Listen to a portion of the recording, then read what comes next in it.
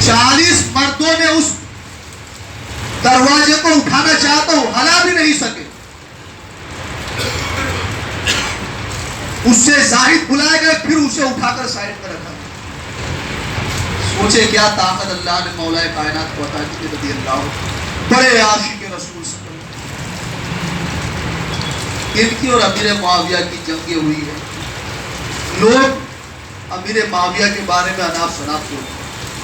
وہ کیا ہے؟ ان کا رب نے ان سے مغفرت کا وعدہ کیا ہے. وہ عثمان غنی رضی اللہ عنہ شہادت کے بعد جو معاملات ہوئے وہ ان کے اپنے ہیں اور ان میں ان کی کوئی پکڑ بھی نہیں ہے. ہمیں کوئی حق نہیں ہے کہ وہ بڑی سرکاروں کے بارے میں لب کشائی کرے.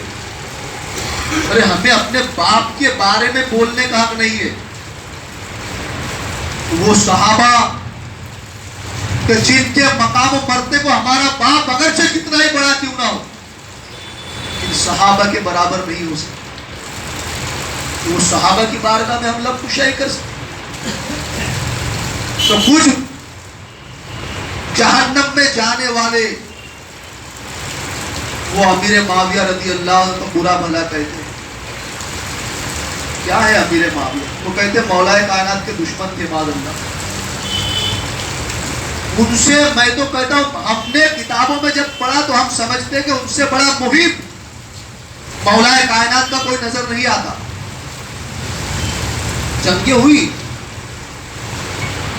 لیکن ہمارے علماء فرماتے ہیں کہ اگر تمہیں امیر معاویہ کو دیکھنا ہے تو امام حسن مجتبیٰ کی نگاہوں سے دیکھو رضی اللہ تعالی. اگر امیر معاویہ میں کچھ برائی ہوتی تمہارے قول کے اعتبار سے، ہم نہیں کہتے، اگر ہوتی تو حسن کبھی خلافت انہیں نہ دیتے رضی اللہ تعالی. خلافت دے دی تو پتہ یہ چلا کہ ان میں اچھائیاں تھی. سب سے بڑی اچھائی ان کی یہ تھی کہ وہ اللہ کے محبوب صلی اللہ علیہ وسلم کے صحابی تھے. وہ کاتب وحی الہی تھے. جب قرآن نازل ہوتا تھا تو آپ ان خوش نصیبوں میں تھے جو قرآن کو لکھتے تھے. وہ خوش نصیب صحابہ میں تھے آپ. اور آپ کی شان رحمت عالم صلی اللہ علیہ وسلم نے فرمایا معاویہ وہ ہے جسے اللہ نے ہدایت دی. وہ ہدایت یافتہ بھی ہے اور ہدایت دینے والا بھی ہے. کچھ لوگ کہتے ہیں نا ہدایت تو صرف اللہ دیتا ہے. یقیناً حقیقی ہدایت دینے والا اللہ ہے، لیکن اللہ جسے عطا کرے پھر وہ بھی ہادی ہو جاتا ہے. اور آقا رحمت صلی اللہ علیہ وسلم نے فرمایا معاویہ وہ ہے جو ہدایت یافتہ بھی ہے اور ہدایت دیتا بھی ہے. محبوب نے جب کہہ دیا صلی اللہ علیہ وسلم بات ختم ہو گئی. ملک شام مدینہ شریف سے کچھ لوگ پہنچے امیر معاویہ کی بارگاہ رضی اللہ عنہ. جب پتا چلا کہ مدینہ شریف سے کچھ لوگ آئے تو کہا کہ انہیں ہمارے محل میں داخل کرو. محبوب کے شہر سے آئے ہوئے صلی اللہ علیہ وسلم آئے. اس میں کچھ شاعر حضرات تھے، جیسے آج بھی ہے نا شاعر نعت شریف لکھنے والے منقبت. تو کچھ شاعر حضرات تھے. آپ نے فرمایا کون ہے جو علی کی شان میں شعر پڑھے؟ ایک شعر پر 1000 سونے کے سکے دیں گے. کتنی محبت. کوئی اپنے دشمن کی تعریف پر کچھ دیتا ہے بلکہ لیتا ہے، بدلہ لیتا ہے کہ ہمارے دشمن کی تعریف ہمارے سامنے کر. تو پتہ یہ چلا کہ وہ علی کے دشمن نہیں علی کے محب تھے رضی اللہ تعالی. وہ عاشق تھے مولا کائنات رضی اللہ تعالی. 1001 اشعار. اور پھر فرماتے علماء کہ اگر یزید کو دیکھنا ہے تو حسین کی نگاہوں سے دیکھو رضی اللہ عنہ. کیونکہ یزید بدبخت تھا،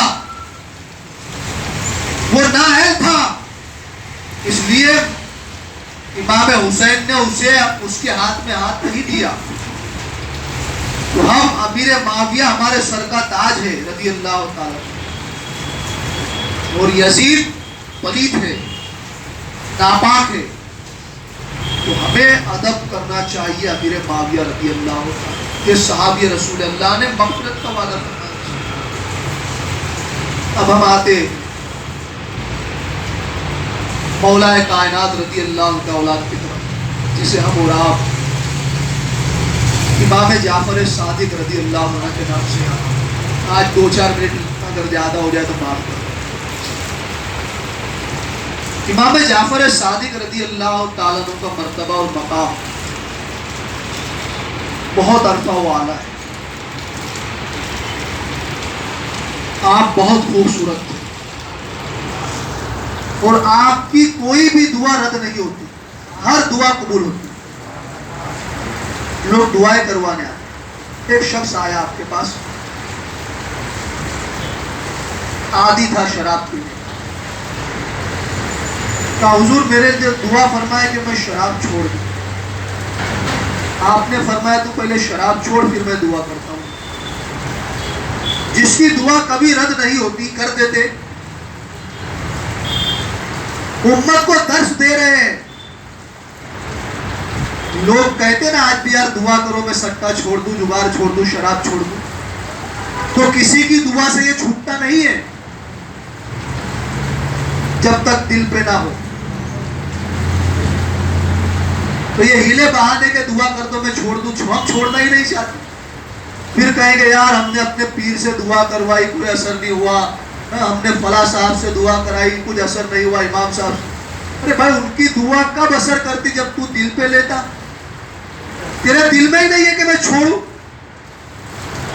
تو امام پاک نے فرمایا پہلے تو چھوڑ پھر میں دعا کرتا ہوں۔ میں دعا کروں اور تو چھوڑنا ہی نہیں چاہے تو پھر تو کہا حضور آپ دعا کر دیجئے میں چھوڑ۔ دعا کی تو پتہ یہ چلا پہلے ہم خود پختہ ارادہ کریں برائی چھوڑنے کا، نہیں تو پھر کچھ نہیں ہو سکتا۔ بڑے سے بڑا دعا کرے لیکن ہمارے دل میں خبیث بیٹھا ہے تو پھر کچھ نہیں ہو سکتا۔ حج کے لیے گئے، احرام 2 چادریں ہوتی ہیں،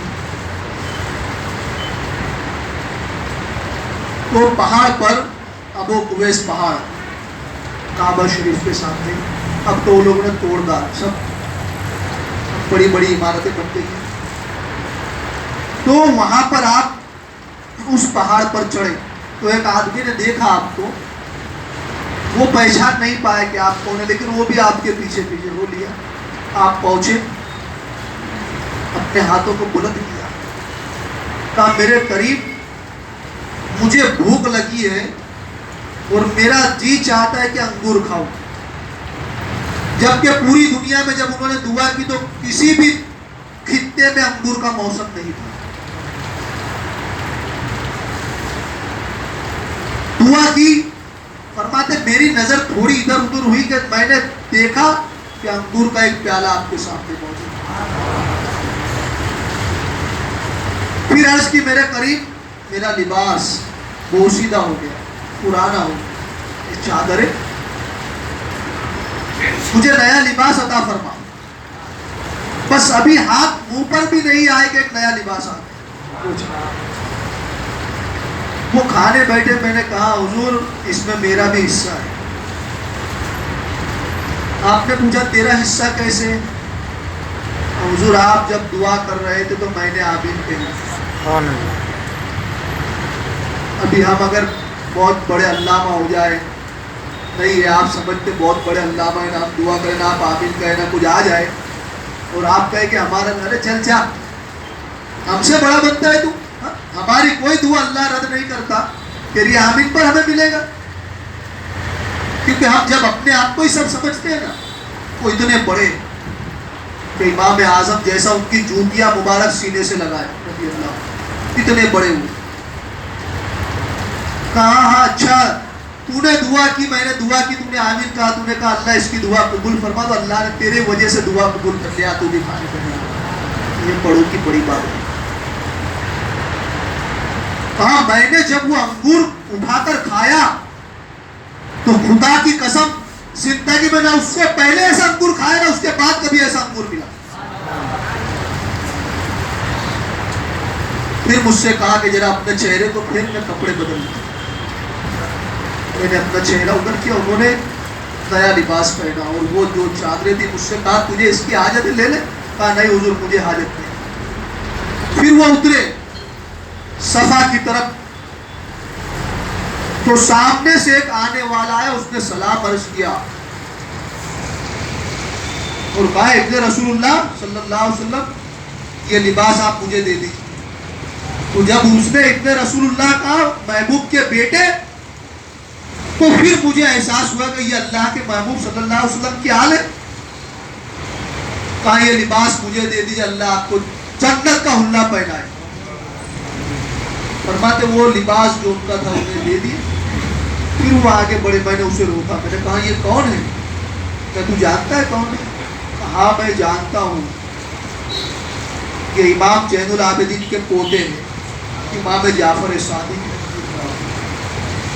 یہ مرتبہ اور مقام اللہ تعالیٰ نے انہیں عطا کیا. اللہ کریم انہیں ہمارا شفیع بنائے میدان محشر, اور اللہ کریم ہمیں اور آپ کو سب کو ان کی سچی پکی غلامی عطا کرے. اللہ کریم ہم سب کو ان کے نقش قدم پر چلنے کی توفیق عطا فرمائے. دوران بات چیت بھول چک غلطی لفظ خطا ہوئی, اللہ اپنے محبوب صلی اللہ علیہ وسلم کے نالے پاک کے صدقے معاف فرمائے. استغفر اللہ رب من